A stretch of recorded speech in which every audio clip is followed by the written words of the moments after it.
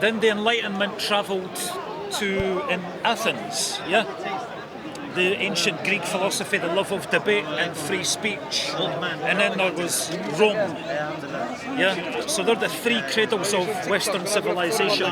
Jerusalem, Athens and Rome. That's no my word for it, that was on a Jordan Peterson documentary that I watched with him and Ben Shapiro, where they were doing a series on Western civilization. Okay, so that's a really interesting take because it's good you brought this up. That's a modern narrative. In the past, the Western civilization essentially goes back to the Romans and the Greeks, and the Romans and the Greeks and the Western civilization which spawned from them, all the way up to pretty much the Enlightenment, were keeping themselves away from, or they were persecuting rather, the Jewish people. So this idea that actually this civilization started off in Jerusalem and Athens, and you had this type of... Well, the values and the ideas, the culture. So as a point, Jews were persecuted. As Jesus was a Jew himself. Yeah. We don't believe that, but we will get into that. Right. Jews were persecuted throughout the West, and they actually found sanctuary in the Muslim world. Yeah. For example, in Rome, you couldn't actually be a practicing Jew and have the freedom of speech and have the freedom of religion and these types of things. They were kicked out of Jerusalem, and it was the Muslims who brought them back in. Right. So the fact is that when it comes to these types of narratives that you're hearing them from people with political motives who are distorting the history, and they're trying to create a type of situation where it's pitting the Judeo-Christian world against the Muslim world, when that's actually a false dichotomy. The world is a lot more complicated than the way that they're trying to pit it. Of course it is. I'm not denying that. But you asked me, why I'm wearing this T-shirt, and, I'm giving you my answer. No, I get it. I'm not saying that any one religion's perfect. No, you're not. And that any other one religion's totally evil. I'm not saying that. But I would say something, Kenny, right? Kenny. I would say... What's your name, sorry? Suboor. And his name's Mansoor. You may have been, because you mentioned Reform and you mentioned Trump and you mentioned Jordan Peterson, Ben Shapiro, and that documentary, you may have had some information about Islam that was articulated to you that may not be correct. So I wanted to know, what are your thoughts on Islam based upon what you've heard from that camp? Well, it's not what I've heard, it's the statistics that I've researched. Like, for example, it's something like 86% of terrorist attacks over the last 30 years have been committed by Islamist fundamentalist terrorists. Right. Yeah. What if I was to turn around and say to you, if there is a bus that's heading off to a wedding and it's bombed, would that be a terrorist attack? By civilians being killed? Of course. Of course. Yeah. So if it's intentional, yeah. Yeah, if it's intentional. In the fog of war, you do get collateral damage. No, but for example, in World War II, when the Allies were bombing Germany to defeat the Nazis, unfortunately 2 million innocent civilians were killed. But it's still one of the most celebrated victories in military history. Yeah, but every year we celebrate Victory in Europe Day. Yeah, but I'm not saying it's right, I'm not saying it's ideal, it is what it is. Sure, but Kenny, you sound like a very intelligent man, so I want to ask you something. We need to be morally consistent. Do you agree? We need to be consistent in what we say. Sure. So an attack on a bus full of children going to a wedding would be a terrorist attack, correct? Yeah. Okay. The amount of bombs that America has dropped on Iraq, on Afghanistan, on Syria, on Libya, on Gaza, through Israel and all of this, if we're to add those to the terrorist list, then in the last 30 years, Muslims have been the recipients of terrorism, and the majority of the terrorism has actually come from the Western world. Fair enough, if that's your beliefs. Well, it's not. We want to be, it's statistics. I'm a Trump supporter, right? I've always agreed with American foreign policy. I was against the war in Iraq. Donald Trump was against the war in Iraq. He said to George Bush, if you go in there, you'll make a mess of it. If you watch Donald Trump's foreign policy speech before he got elected in 2016, he said this same message. But then he got bought out by the Zionists. Because of that ISIS were able to come. A lot of the ISIS commanders were Saddam Hussein's former generals. Who started ISIS? It started because of the US invasion. Right. The same with all of these types of extremist groups. So, look, the point is, when it comes to Islam, there's propaganda which is being put out through these narratives, right? 30,000 attacks, majority have been Muslim. When we actually add the terrorist attacks, for example, last couple of days there's been terrorist attacks by Israel on Lebanon, on Iran as well in the last couple of weeks. From that perspective, Islam stops being so scary. Now, Reform UK, for example, from my understanding of what they're about, they have come to the forefront on an anti-immigration, anti-Islam narrative. That's been their main thing. Would you agree with that?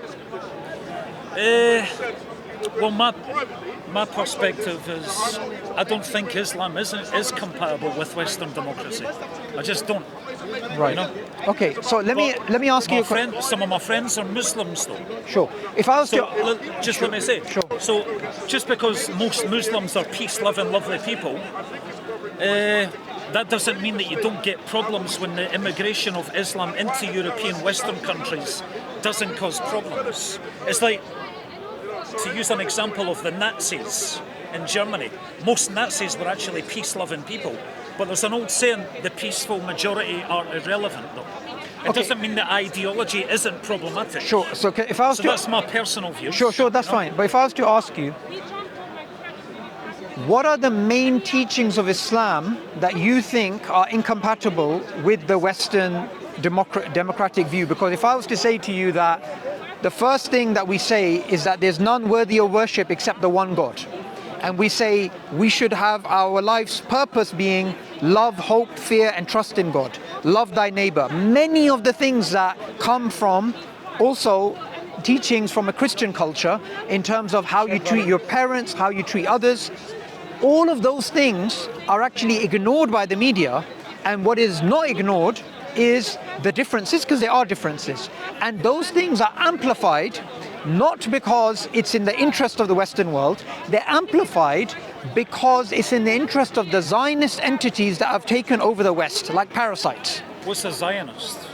A Zionist are basically the Israelis who believe that the Middle East is theirs. From the river Tigris to the river Nile, they believe this entire territory is there, and they believe that they have the right to genocide the people in those territories, and they have been doing that for decades. It's not just the Israeli belief, anyone who believes in that. Yes. Okay, so I have a become problem a with the term genocide. The reason being is because the population of Gaza back in the 1960s was like 200 and something thousand or 500,000, right?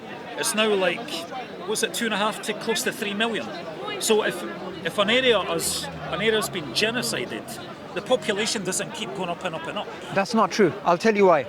A genocide is an attack on a group, partially or wholly, in which you have a indiscriminate killing of the civilian population. So, I don't believe that Israel's no, indiscriminate. okay, 1 second. You know? All of the major human rights organizations in the world have called it a genocide. So mine and your view here is irrelevant. The other thing to keep in mind is the only reason why I believe you are supporting Israel in terms of their narrative is because you've been brainwashed due to things like the Jordan Peterson documentary and the Ben Shapiro stuff that you're talking about, and Trump. It's also because and I've done my research. Okay, so let me ask you. I've read about it. Sure. Let me ask you this question. If right now London here, you don't want London to be overtaken by Muslim immigrants, do you? No. I'm sure you don't. No. What if we take over London, the Muslims, and then we take the indigenous white people like yourself, and we basically put restrictions on yourself, like you cannot collect rainwater. Okay. The rainwater doesn't belong to you. And what we do is that we set up checks in all your districts and not allow medicine in, not allow baby formula in. Get people to basically start begging on the street. And once you start revolting, one of you fires a shot at us, we start leveling the areas which I say the areas where the indigenous people live. This is the history since 1948, which was the Nakba. The Nakba was the great expulsion of the Palestinian people, right? So from then until now, there's been an ethnic cleansing. A lot of the Arab leaders of the countries that were going to invade Israel, they declared that they were going to invade Israel in 1948, once Israel declared itself as an independent state. They asked all the Arabs and the Muslims to leave Israel because we're going to bomb Israel and we're going to massacre like other Jews and try and annihilate Israel from.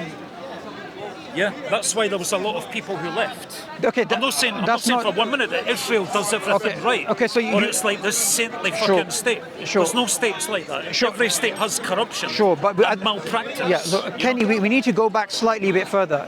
You have a bit of an Irish accent. Scottish, mate. Scottish, right? So you're forgetting a key factor, because the Scottish have also been brutalized by the British, right? It was the British who set up this colonial state. And do you know the basis of this state was the same basis that they had in Northern Ireland. They wanted a state that they could actually call their own, a state that was a, if you like, vassal state. And the declaration, the Balfour Declaration, that was essentially going to condone a type of genocide in that region. So you're going into the war, what the Arabs did, but let's go into the very genesis of it. Now, Jews were living and practicing and able to function in Palestine before the creation of Israel. So it's got nothing to do with Jews, right? But they still got massacred by the Arabs. Okay. The Arabs though. So like no, they didn't. The Hebron massacre in 1929. Let me get my date correct. Okay, so 1 second, I'm just getting the date correct. Okay. I want to. Let's just say you have 1929. You have Hebron massacre. How? 1929, the Hebron massacre. Okay. Say. Somebody wrote a book about it called "Ghosts of a Holy War." Look, the massacre in Palestine that you ignited the Arab-Israel war. Yeah. Okay. So the Jews in Palestine were being massacred by the Muslims. This is not true. Before Israel. That's why it's not about land. It's about religion. No, this is not true. Well, it is true. I've done my research. Look.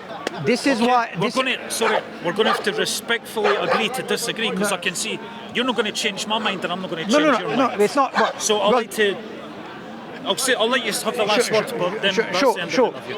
You can have the last word. The King David Hotel, it was bombed by Israeli terrorists and British people died there. Okay. So there was attacks on all sides. Okay. And a lot of these attacks were in tension because the British wanted to create an Israeli state.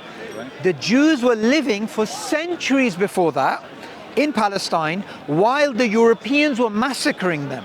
The Spanish were massacring them, the British were massacring them, the Russians were massacring them. So Kenny, what I want you to do is look at the macro picture.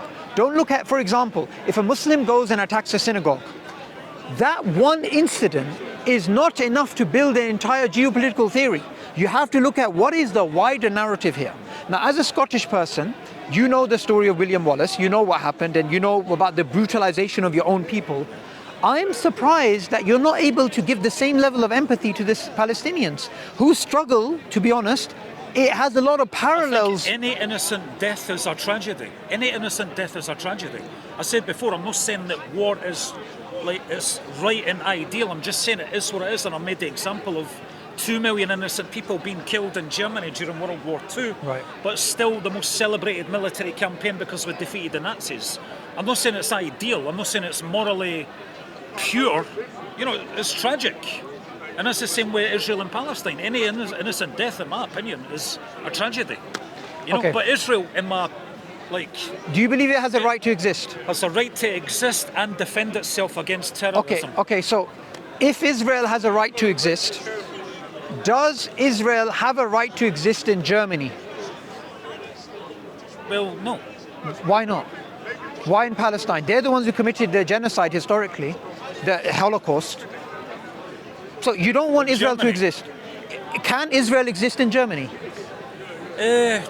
Why can it not exist where it already is? Because Britain captured that area from the Ottoman Empire. you In meant international law, when you get defeated in war, Yeah. the victors get to claim that land. Let me give the example of Germany. Before World War II, Germany was actually bigger than what it is now. It's now smaller. The reason that is because Poland captured some of the land from Germany after World War II. Yeah. But you didn't get people marching saying, demanding that Poland give some land back to Germany. Sure. It's just was there a Holocaust? I believe there was a Holocaust. Okay, yeah. good. Now this Holocaust, who committed it? The Nazis. Okay. Was it the Palestinians involved? No. Okay. So if someone says Germany should give up land and allow Israel to be built there, you're saying they don't have the right to do that? Well, That's a good idea. I mean, That is a how very would- good idea. How would you get to that, though? I mean, you can't. I mean, So you don't want Israel to it's- exist? It's about religion. You know, the Jews claim that that's their holy land, going back to the time of Jesus. Right. And Bethlehem and Jerusalem. That's Okay, why. so do you So know? they've okay. been there like for over 3,000 years. They Okay. just- Before the Israelites came there, it was the Canaanites, which is an Arab group. Okay, even in the Bible it says that. Secondly, if you're saying they have the right to take that land, biblically that land begins off in Egypt and ends all the way in Iraq, the whole of the Middle East. That is the It's just biblical to let you Israel. know, by the way, I'm not an expert in like the history of the land in Sure, Israel in that sure. time. You know, my research is very sketchy. Sure. You know, but I am aware that archaeological studies have Sure. shown that like Jewish heritage in that area goes That- back to 3,000 No one years deny, before, no, yeah. no one denies that. But that doesn't give them the right to genocide people. And there's archaeological sites before the Israelis, right? I explained that I don't agree that genocide is fine, something. fine. We have a different Fine. idea of So what genocide. To me, happened? So what happened? to me, genocide is when the population is being But that's not prevented from. that's not the definition of a genocide. Now, the other thing Okay. I wanted to ask you is this. Don't worry about that. You have said you don't believe in God. You're an agnostic. I'm an agnostic. Agnostic. But all of the things that you're espousing are being espoused by people who are essentially radical Christian Zionists or radical Jewish Zionists, right? Disagree. There might be some radicals, but you get radicals. Sorry, can you just All move slightly? sides. Just slightly The this human way, please. temperament. Can I? The human ask a temperament question? has Ask a him- propensity. So for could you move radicalism. slightly here, please? Yeah? Thank you. Yeah, Sorry, yeah, sorry. Let me thank you. speak to the gentleman sure, first, sorry. please. Yeah, the human So- mind so- has a. We're so vulnerable when we start listening to extreme narratives. They can sound very appealing for different reasons. So you get radicals on all sides. Okay, so Yeah. I believe Charlie Kirk was another one of these radicals. Fair enough. If you want Okay. to believe that, you're So entitled to. you, for example, I also I believe don't it. believe he was a radical. Okay. I believe he Have you his? very passionate about his faith. I don't share his religious beliefs. Okay, so I would you say that you agree with the statements that he made? Well, a lot of them, not the religious ones necessarily, because I'm an agnostic. Okay, so I would Yeah. say his entire paradigm was religion. So if you don't agree with his religion, Politics as well. yeah, but And history. He was very knowledgeable about history. Sure. It's not just religion. He explained that he expresses his political views not through in a way where he's always trying to convert people through his religious beliefs, but he's using like statistics, common sense.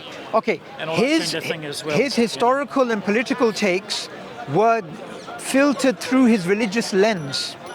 You have to remember, he was. Like yours are. Of course they are. Yeah. But I'm open about that. Yeah. But what I'm saying is, you're coming from a background where you want to agree with him, you want to agree with Trump, you want to agree with reform, you want to agree with essentially the Zionist narrative. Well, I do agree. Yeah, yeah.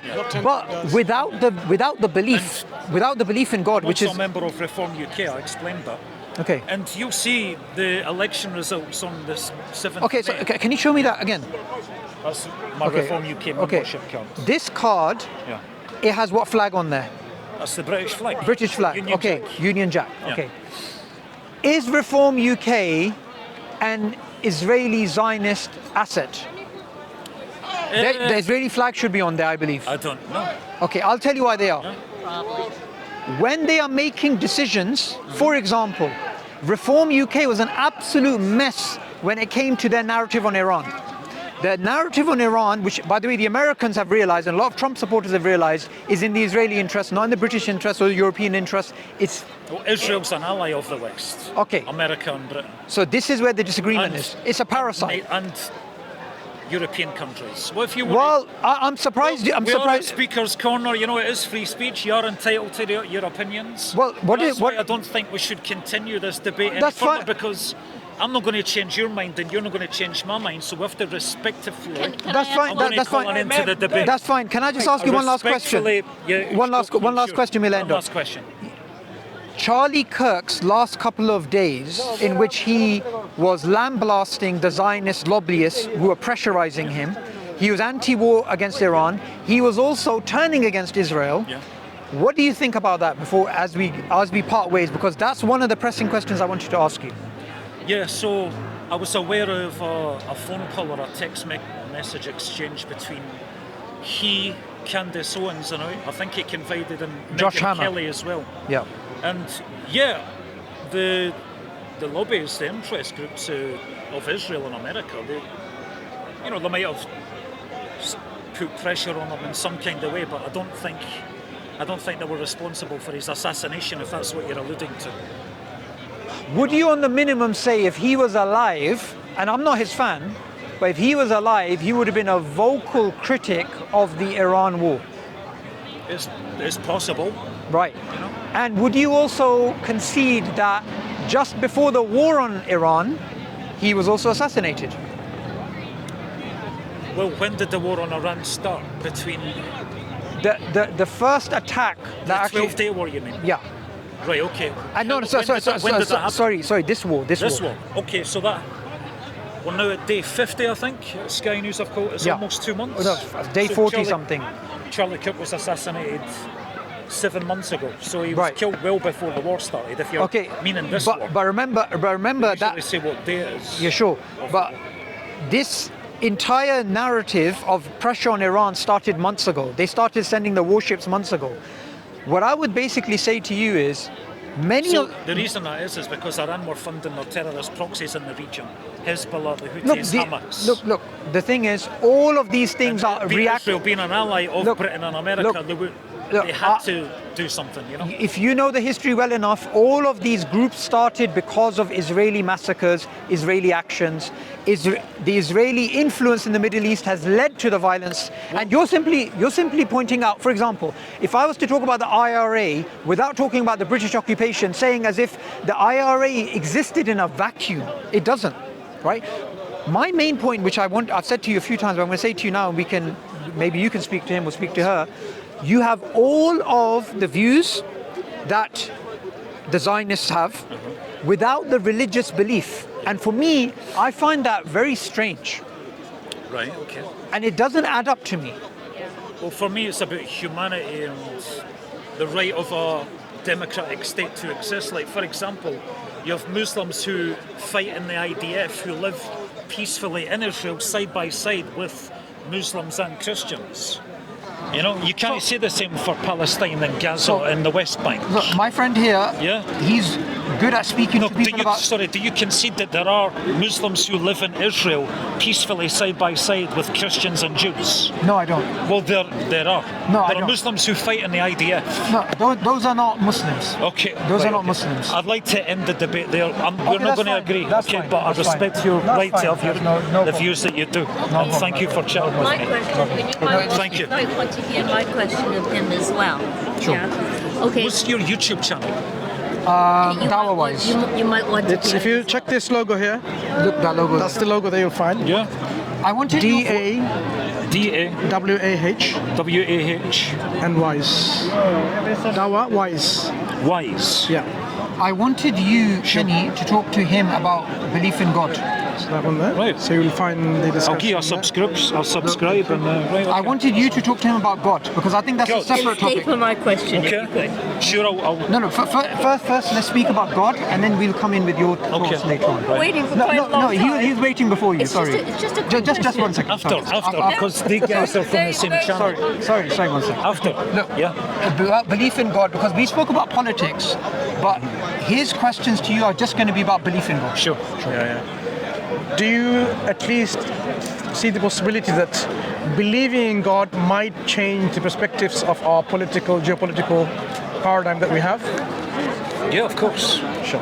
Absolutely. So that's why I think it's crucial to really understand whether God exists or not. So as an agnostic, what is your position that we would never be able to know this God or not, existence of God or not, or you haven't got enough evidence to make up this decision? What exactly what you mean by agnosticism when it comes to the existence of God? Yeah, exactly what you said. So it's impossible for anyone to know for sure whether God exists Hey, Assalamu alaikum. and how the universe really did start. I went to the Natural History It's too hot, Museum bro. in South Kensington on Friday, and I found it really No, I'm gonna see interesting and mind-opening with the Big Bang and all the different species and I put mine over there. how it took like hundreds of millions of years for life to actually develop and evolve on Earth after the Earth started to form, because the conditions had to be right first. That to cool down. It was like molten rock before, and then gradually you had microbes and bacteria that gradually evolved into different plants and species and trees. And the animals were in the sea first, and then they came on the land and grew a vertebrae and became mammals, and then it was Irish. How do we know dinosaurs exist? Because we've seen the fossils, bones, right? So it's not difficult to come to a conclusion about the existence of something, as long as the basic prerequisite of what we mean by evidence is available at hand. We can use this evidence to make up our decisions in terms of the existence of something or not, right? Do you agree? Dinosaurs is an example. You've recently been, I'm sure you've seen examples of dinosaur skeleton there. Yeah. So you can't simply now say dinosaurs didn't exist because the evidence is right in front of you. And you accept this kind of observable evidence, which is material evidence. I do, yes. Right. So when it comes to the questions of existence of God, why have we then set up this impossible criteria saying we would never be able to know for sure, for certain? Why? Because different religions interpret God as a conscious deity in the sky. An invisible man in the sky who can answer your prayers and wants you to obey all these rules, the 10 Commandments. And if you break any of these rules, he wants you to burn and be tortured in hell for eternity, unless you confess and, accept Jesus into your heart. It just seems like a fable to me. But that's not what I mean by existence of God, though. This is a particular conception of the Creator, like the Christian conception. But that's not what I'm referring to. Say, for example, the existence of gravity. Now, whether you call it gravity or call it Madhyakorshan Shakti, in whatever language, right? The reality is there is a force operational which makes a smaller object like ourselves pull towards the center of a bigger object like the Earth. Yeah. That's why we're still there. We're not floating in space. So it doesn't matter where you are. This force is something that we can experience. You can call it different names, and you can call it like, it's the invisible green flying spaghetti monster. But the fact is, it's real, exerting its effect. Yeah, that's gravity. That's science. But don't believe in a conscious deity who can answer our prayers. What you didn't notice in my point is this. We call it gravity. This is a term describing something that we observe as a force that pulls. Yeah. Now that force, if somebody says no, you can't see it, it's a green flying spaghetti monster, that's pulling everyone down. Okay? It doesn't take away from the fact that something is real, operational. Sure, yeah. People's conception of it varies. Scientists call it gravity, others call it green flying spaghetti monster. Well, gravity is able to be demonstrated. Yeah? Gravity you jump off that is fence, not... you will shoot towards what color is gravity? the ground. What color is it? It doesn't matter. Look, this is... No, wait, no. It's an action. Right. Yeah. No. That's what I'm exactly saying. It's like oxygen, you can't see it, but it's measurable. What you need to understand is this. It's something that we see the effects of. Yeah. Because of a force, it's pulling us down towards the center, bigger center. If we were bigger than the Earth will be pulled towards us, right? Okay. So, we don't see gravity, we see the effects of it. Okay. So if someone says gravity is a green flying spaghetti monster that you cannot see, you can't say, that's wrong, because of what? But as an agnostic, I'm not saying that just because something's not visible to our eyes, that doesn't exist. That's not what I'm saying. So I'm saying if it's not measurable by science, and scientific instruments, like gravity, for example, then it probably doesn't exist, but it might. Okay. That's why I'm an agnostic and not... Okay. Well, agnostics are also atheists, because all atheism is an absence of a belief in God. But let me explain being agnostic is more acknowledging the absence of knowledge. What I was referring to, when it comes to the existence of God, people have conceptions of what we mean by God. What I'm referring to is the cause, the grounding of why our universe exists. Because the universe itself is an effect. Big Bang is not the cause, it's an effect. So an effect must have a cause for it. We're saying God is put there to describe the cause of our universe. Right. Now, people can have different conception of it. People can say it's a flying spaghetti monster. I'm not using this word from my own. This is what Richard Dawkins and others use it. Some people believe in this, or they want us to believe in that. The God Delusion. Yeah, I've read it too. Yeah. And we've critiqued it. It's a very childish book from philosophical point of view. That's what philosophers say. Not very good arguments from philosophy. Okay. Right, but that's I don't want to talk about his book. But all We're going to talk about his argument. all religious people say that about his book. No. They It's do. not religious people. We're talking about philosophers. Academic philosophers who critique his arguments in the book, not about his Which person. ones? You can put it up. Academic philosophers. Academic critics to God delusion. And you find out many examples through that. I'll have a look. Yeah. Do that. Sure. So what I'm saying, when it comes to belief or having knowledge about the existence of God, okay, we have to use some kind of evidence. Now, scientific evidence is one type of evidence that can be used for the existence, verifying existence of many things. The question is science, does it have the scope to answer that questions about God, which is beyond the universe? That's one question. Secondly, when we say about this is the only form of knowledge, I can't take anything else, then how do we, for example, accept that there are no married bachelor in this universe? There are no circular triangle in our universe. We don't need to do any experimentation for it. But we know it would not exist. Do you see the point? What's your point exactly? How, do circular and how that relates to the God's existence? Do triangular square exist? No. Can we do an experiment to find out? Did you do an experiment? I don't know what point you're making. Now, the point I'm making is science has a particular way of ascertaining the reality of things. It's through experimentation, predictions, observations, all of this.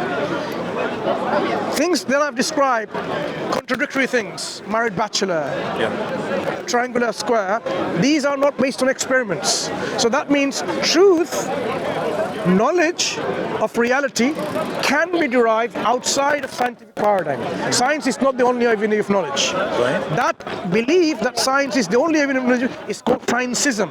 It's a dogmatic, some kind of belief system, like a radical belief. Materialism.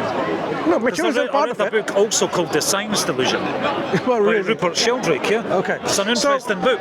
And I do concede that, there's probably more to our existence in the universe and whatnot. So, other than there's things beyond we can't know. Fine. Materialism, that's why I say I'm an agnostic, not an atheist, because atheism they just sound too assertive on their points, like as if they already know that God doesn't exist. My stance isn't that God definitely doesn't exist. My stance is, I don't know. But my question Because to I you can't is, know.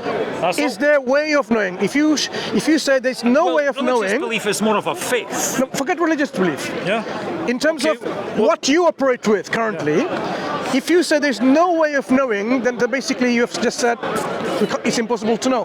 Then we need to know exactly what gave you that confidence, based on what? Because we are constantly learning, our ways of learning. Well, scientific methodology is it's been there for a long time, but now we have been using this for a long time. I guess being an agnostic, I can say maybe one day we will know that God exists or not. That's sufficient for me. But just now, the way things are just now, as far as I can see and understand just now, that possibility, I don't know if God exists. Fair enough. That possibility, that potential possibility in the future that we will know, I'm happy with that. Yeah. What it opens up is other avenues of knowledge. Okay? So when it now comes to the very question of existence of God, there's only two possibilities. God exists, God doesn't exist. There is no third. It's so simple. Yeah. We can analyze each one of them. And when we analyze, we can see which one is more coherent. Because anything that has more explanatory power is the one we should go for. Do you find it sensible, this approach? Yeah, that sounds sensible, yeah. Yeah, okay. So let's start with when there is no God. If there is no God, why does something exist at all? There should be nothing to begin with. No, that's because if anything exists, it requires an explanation. So you need to provide me an explanation why the universe, the cosmos, us, we exist. Every existence requires an explanation. And let me give you an example. It's beyond my knowledge. As I'm not a scientist, but I went to the Natural History Museum on Friday, and they said it's because of the Big Bang. Now, what existed before the Big Bang is like scientific theory. It's not scientific fact, because nobody knows. It's like scientific agnosticism in a way. But one theory is that another universe existed before that, and once there was no longer enough gravity to contain an expanded universe, it started to come back in together like a big crunch. Many models like of multiverse theories. If you imagine a cosmic accordion, squeeze ins, out squeeze, like that. That's one theory. Yeah, but I get that. What the truth is beyond my knowledge. Yeah, but that's what we're exploring. That's why I'm an agnostic. That's what we're exploring. Even if we say our universe was caused by another universe or other multiverses, it doesn't go away from the question is, why does any of these universes exist in the first place? Because anything that exists must have an explanation of its existence. If you go back home and in your bedroom you find a big box and says it's a present for you, you would want an explanation. How did it get here? Who put it there? Yeah. You'd be very cautious. It could be dodgy, right? You can't simply say, you know what, I simply exist. I accept, sorry, it just exists. Well, my I don't need mum and dad told me it was Santa Claus. Yeah. But then I learned the truth, it was really them. Sure. So they played their trick on me. So there was a cause. They played their trick on me. I know. Yeah? Christianity didn't sound How do you know very that much. your religious belief is not someone playing a trick on you? I haven't brought religion yet. I'm still exploring in using our intellect to understand the reality. narrative of God's existence. Creator, existence of everything, right? So if you find a big box like this in your room, you require an explanation. Because you can't simply say, I'm happy with no explanation. I can say it simply is. It's just there. I don't need an explanation. You won't operate like that in your everyday life. Likewise, I would prefer, if you think about this whole world like that, why does this world exist? It requires an explanation. So the explanation could be something else brought it into existence, a cause of it. That means its existence is explained by another, or simply it requires no other explanation by itself, but itself. It is its own explanation. That's one possibility. So the universe was there. It's just there. That can be an explanation. Or the universe was brought into by something else other than the universe. Right. Both of these logical possibilities? Okay, so Do you accept at least these are logical possibilities, yeah? It's possible, but again, all I can do is repeat what I said before. I don't know, but I'm inclined to go with the Big Bang theory. Sure, that's the most feasible scientific theory. But the Big Bang is only explaining that at a certain point things was very condensed in a singularity, and then they skip, after a bang and then inflation and then this expansion change. It doesn't explain why does it even exist in the first place, right? That's the problem. So I'm saying when it comes to the existence of our universe, whether it started the Big Bang or before or later, irrelevant. The existence of what we are now.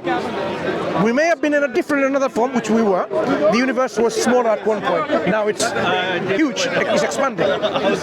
So either the universe is its own explanation, or it requires an explanation other than itself, an outside explanation of itself. Okay? These are broadly two logical possibilities, and I think you could accept that they are logical. Whether they're actually the explanation is something that requires now examining it. So let's examine the explanation about the universe is its own explanation.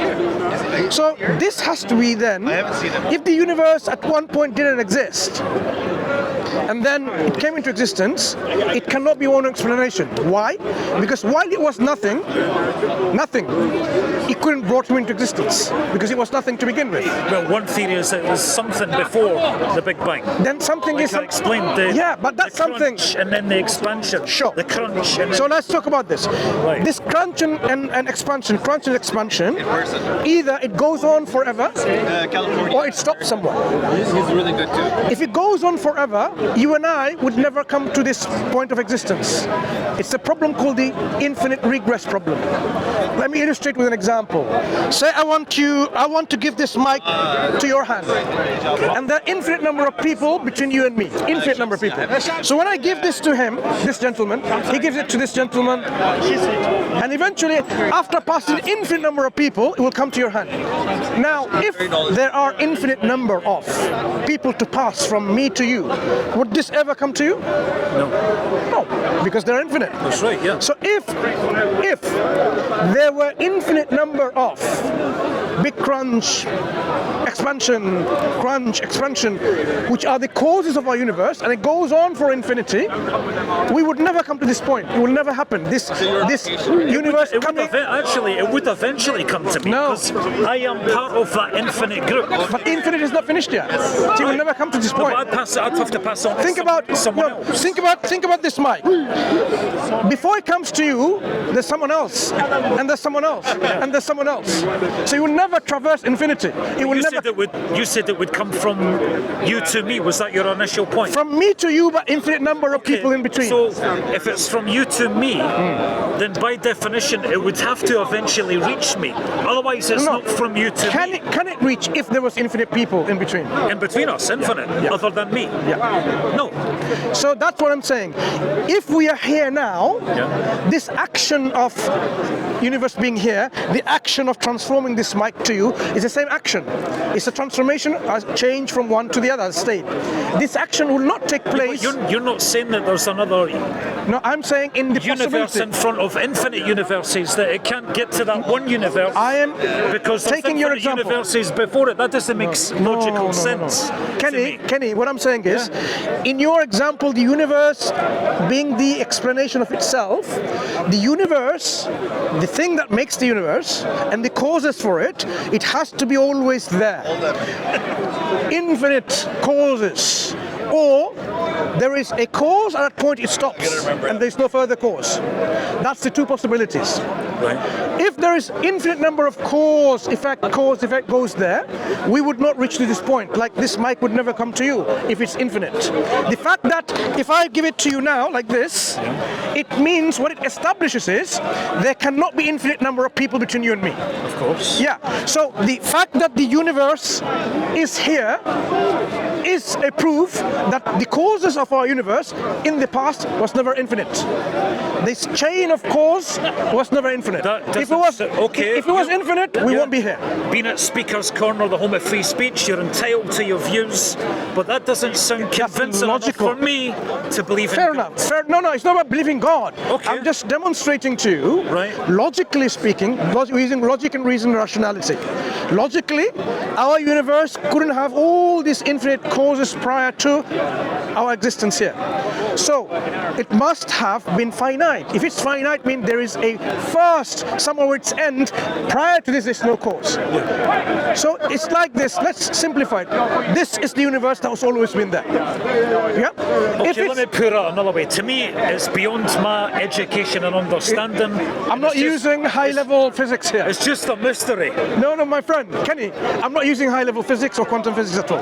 Common sense, logical arguments in which if this is the universe, and this universe eventually somehow transformed us into this state, right? So transformation has taken place.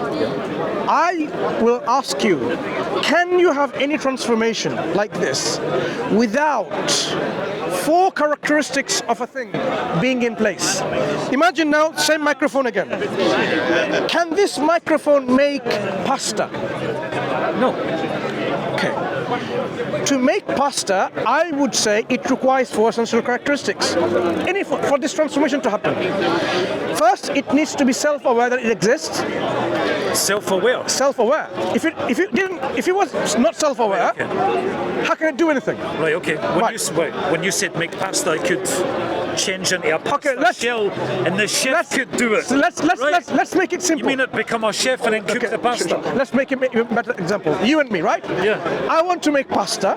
Now, if I didn't have four characteristics, and these are self-awareness, willingness to make it, knowledge to make it, and the ability to make it. I would say, in the absence of four characteristics, I would not be able to make pasta. Sure. Say number one. I'm sure it's easy to understand. If I were dead, in a deep consciousness, meaning no consciousness, unconscious. So I'm not aware of myself in that sense. I won't be able to make pasta. Correct? Good. Let's say I'm aware. I'm speaking to you. I'm self-aware. I know who I am. But I don't intend to make pasta.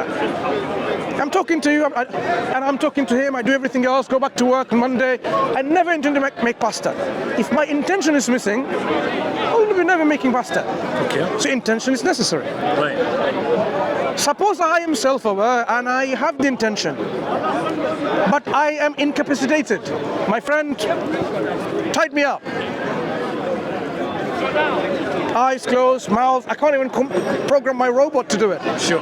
If I'm incapacitated, even though I have a will and awareness, I won't be able to make a pasta because I have not got the ability to do so.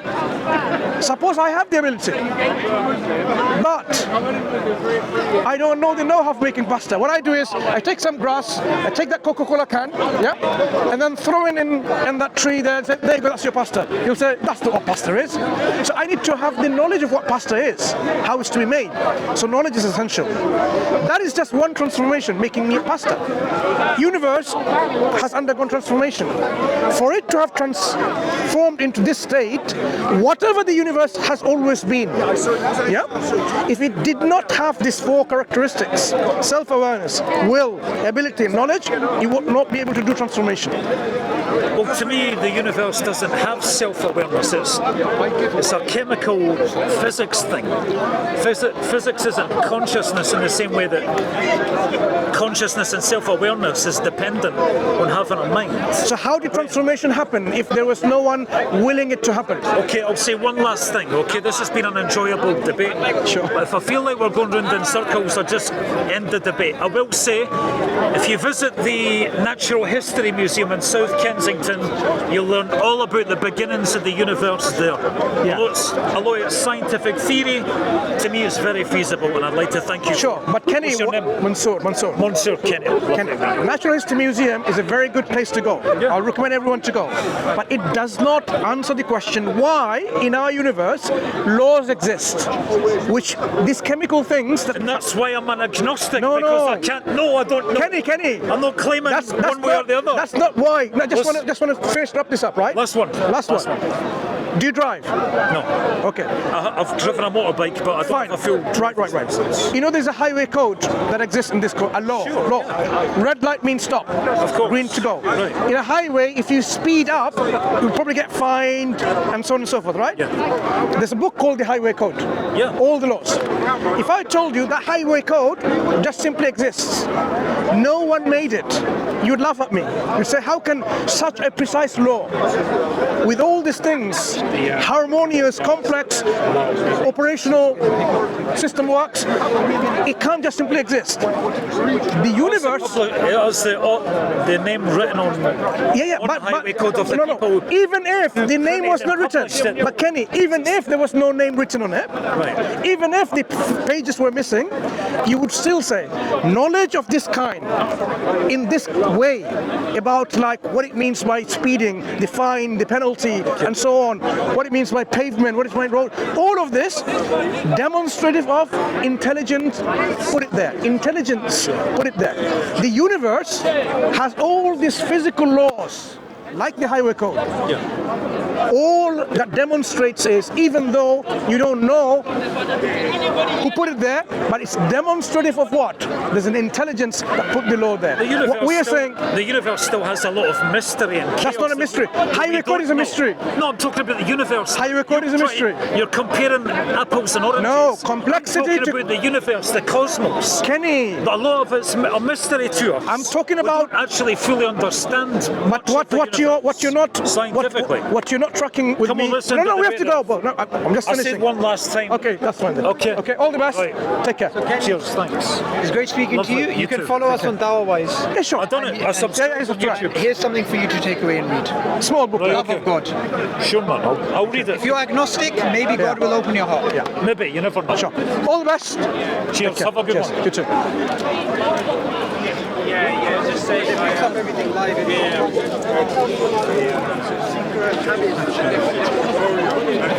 Хочу now.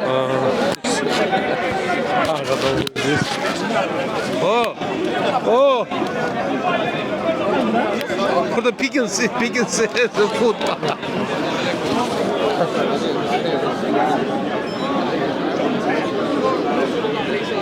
It